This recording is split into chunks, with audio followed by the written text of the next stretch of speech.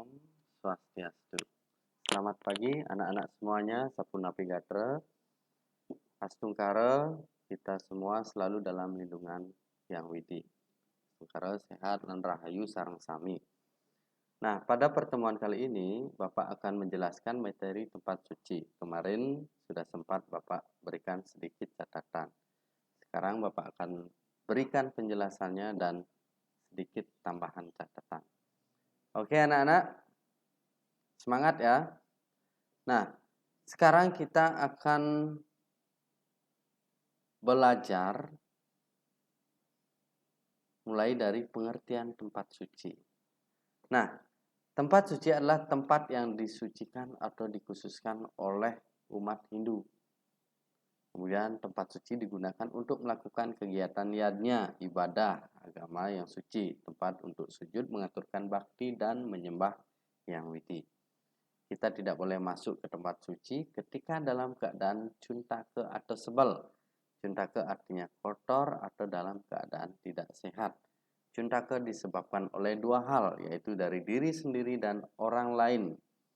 Dari diri sendiri contohnya haid atau datang bulan. Untuk anak-anak perempuan, kemudian dari orang lain contohnya kematian saudara meninggal atau keluarga meninggal. Nah, kenapa tempat suci dibangun secara khusus atau dikeramatkan? Karena tempat suci yang akan dibangun itu harus sesuai dengan peraturan yang sudah ada, ya, sesuai dengan konsep Asta, Kosala, dan Kosali. Jadi membangun tempat suci itu tidak boleh sembarangan. Menentukan tempatnya, letaknya di mana, kemudian mencari baik, kemudian pembersihan secara agama. Nah, kemudian anak-anak ada dua penyebab kenapa kita tidak boleh memasuki tempat suci begitu saja. Ya, anak-anak harus tahu, jika dalam keadaan cuntake atau kotor, jangan pernah memasuki tempat suci. Kenapa? Karena kesucian pura harus dibersihkan kembali. Yang pertama, misalnya untuk anak perempuan, tadi sudah Bapak katakan, haid atau datang bulan. Kemudian dari orang lain kematian saudara. Atau misalnya ada tetangga, anggota Banjar yang meninggal, otomatis kita mengalami cuntake atau sebel. Tidak boleh berbuat dan berkata-kata tidak baik di tempat suci. Sangat dilarang sekali. Lanjut anak-anak. Setelah pengertian, kita memasuki fungsi tempat suci. Selain sebagai tempat memuja kebesaran Yang Widi dan tempat pelaksanaan niatnya, pura juga mempunyai fungsi sebagai berikut. Yang pertama, sebagai tempat pendidikan mental dan moralitas umat Hindu. Contohnya ada Dharma Wacana. Nah, bisa anak-anak lihat. Yang kedua, sebagai tempat pendidikan seni dan budaya. Contohnya menggambal, menari, mengkidung. Ya, anak-anak pasti sering melihat pada saat piodalan besar atau piodalan nadi, sering dipentaskan tarian, gamelan, serta dharma gita atau mengkidung. Yang ketiga, sebagai tempat pendidikan sikap sosial karena adanya kewajiban atau ngayah yang dilakukan oleh umat Hindu pada saat pelaksanaan niatnya. Nah, tentu sikap sosialnya dapat sekali ya.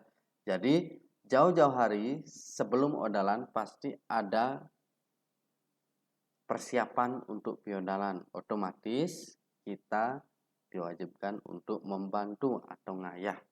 Jadi ngayah harus didasari dengan hati yang tulus, tidak paksaan. Ya anak-anak ya.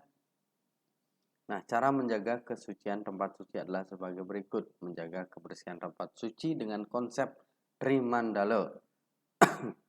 Melakukan aktivitas mengacu dengan konsep Trimandala. Trimandala artinya 3 area tempat suci, nanti akan dijelaskan di belakang ya. Trimandala ada 3 bagian, Nista, Madya, dan Utama. Area paling luar, tengah, dan utama. Syarat masuk ke tempat suci, sehat jasmani dan sehat rohani ya. Berpakaian yang sopan, rapi, dan bersih. Tidak dalam keadaan cuntake. Sudah. Istilah tempat suci yang pertama pura. Nah, istilah pura berasal dari kata pur yang artinya benteng atau kota. Pura berarti tempat khusus yang dipakai untuk dunia kesucian dan dikelilingi oleh tembok penyengker, ya, ada batasnya. Kemudian yang kedua, candi artinya siwa, bentuk pokoknya adalah segitiga, lambang purusa. Candi bentar disebut juga apit surang yang berasal dari kata candike, candi berfungsi sebagai pintu gerbang. Anak pasti juga sering melihat candi bentar ketika memasuki sebuah pura, ya. Nah, istilah tempat suci yang ketiga, kayangan atau parayangan. Kayangan atau parayangan berasal dari kata hyang. Jadi hyang di sini berarti sesuatu yang dimuliakan. Kahyangan berarti tempat atau stana lingga suci atau yang disucikan. Yang keempat ada kuil. Nah, bagian istilah tempat suci ini ada banyak sekali, tapi Bapak ambil sedikit contohnya, ya. Beberapa dari banyak itu Bapak ambil contoh-contoh yang poin-poin yang penting saja, ya. Kuil adalah tempat suci umat Hindu, tempat suci untuk memuja manifestasi Tuhan yang dikagumi. Sanggar. Nah, sanggar kalau di Bali ini sanggar ini namanya sanggah ya Nana, sanggah atau merajan. Kalau di Jawa, sanggar adalah salah satu bentuk tempat persembahyangan umat Hindu di Jawa. Nah, berikutnya jenis-jenis tempat suci. Nah, mungkin penjelasan Pak Suto Bapak akhiri di jenis-jenis tempat suci, ya, biar nanti tidak kepanjangan. Nanti banyak anak-anak menghabiskan kuota belajarnya. Nah, jenis-jenis tempat suci berdasarkan fungsinya. Yang pertama ada pura jagat, yaitu tempat memuja Sang Hyang Widiwasa dalam manifestasinya. Kemudian pura kawitan, yaitu tempat memuja Atma Siddha Dewata atau roh suci leluhur. Nah, berdasarkan karakteristik fungsinya, pura kahyangan jagat yaitu pura tempat memuja Ida Sang Hyang Widi seperti San Kahyangan dan pura jagat lainnya.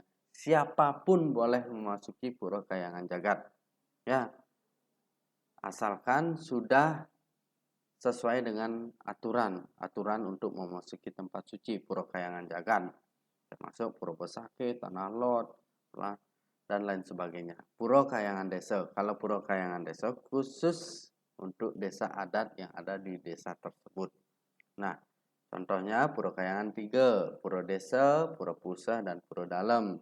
Di sana kita memuja dewa-dewa siapa anak-anak?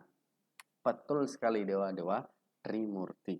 Nah, yang ketiga ada pura swagina atau pura fungsional, yaitu pura penyungsungnya terikat oleh ikatan kekaryaannya yang mempunyai profesi sama dalam sistem mata pencarian seperti pura subak, yaitu pura subak dipuja oleh para petani, kemudian pura melanting dipuja oleh para pedagang, dan pura segara dipuja oleh para nelayan sesuai dengan kekaryaannya, pekerjaannya, ya.